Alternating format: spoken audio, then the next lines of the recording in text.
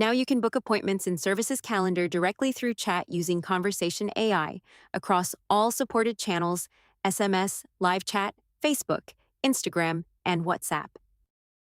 Let's check the improvements.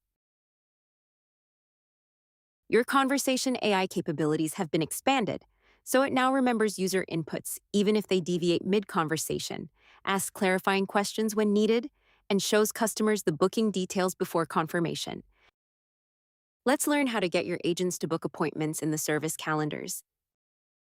To start, navigate to the Conversation AI tab in the AI Agents section.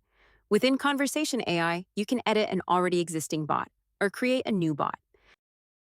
Head to the Bot Goals tab and enable Appointment Booking.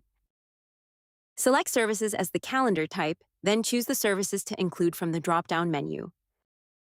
Enter your AI appointment booking instructions. Enable any advanced options you desire, then click Save. This introduces a conversational-first approach to service bookings, allowing customers to describe their needs and have the AI agent handle the booking, removing the need for forms and other robotic-feeling elements. We hope you enjoy it.